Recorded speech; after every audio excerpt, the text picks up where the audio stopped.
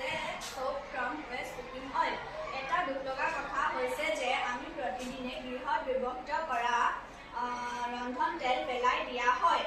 এই তেল যদি সঠিকভাৱে পৰিৱেশ নিষ্কাশিত নহয় তেনেহ'লে সেয়ে মাটি, পানী আৰু জলৰাশিত প্ৰদূষণৰ সৃষ্টি কৰে আৰু জল জীৱনত ক্ষতি কৰে।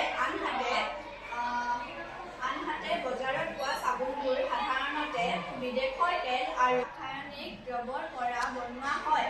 সেইবাবে আমি আমাৰ প্ৰকল্পৰ দ্বাৰা এই সমস্যাৰ এক সহজ আৰু ব্যৱহাৰযোগ্য সমাধান আগবঢ়াম।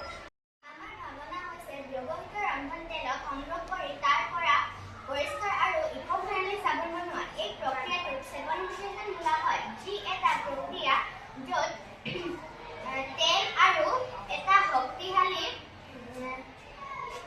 এলকলাইন পদাৰ্থ যেনে ছডিয়াম হাইড্ৰক্সাইড মিশ্ৰিত হৈ গ্লিচাৰিন আৰু চাবোন সৃষ্টি কৰে।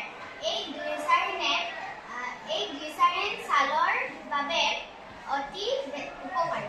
আমাৰ প্ৰকল্পত আমি তেল প্ৰথমে 60 অশুদ্ধিকণা আঁতৰাওঁ, তাৰ পাছত ছডিয়াম হাইড্ৰক্সাইড আৰু বাতিকৰ পানী মিহলোৱাৰ লগতে নিমৰ পাত, হালধি আৰু নেমুৰ পাতেৰে প্ৰাকৃতিক গন্ধ আৰু ৰোগ বিষয়ত প্ৰভাৱ অৱদান দিয়াৰ বাবে যোগ কৰোঁ। এই চাবোনবোৰ হাত ধোৱাত খুবেই কাৰ্যকৰী।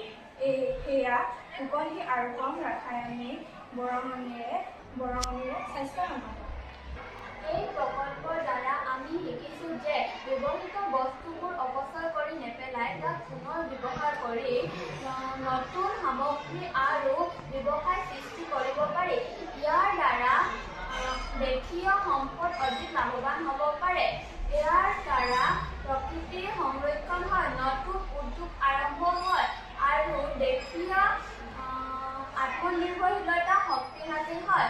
আমাৰ প্ৰকল্পৰ মাধ্যমে আমাৰ স্কুল আৰু সমাজত পঢ়িবলৈ অহা ছাত্ৰ-ছাত্ৰীসকলৰ মাজত বৈজ্ঞানিক চিন্তাধাৰা আৰু পৰিৱেশ সু-সংস্কৃতিৰ প্ৰেৰণা দিবলৈ আমাৰ প্ৰয়াস।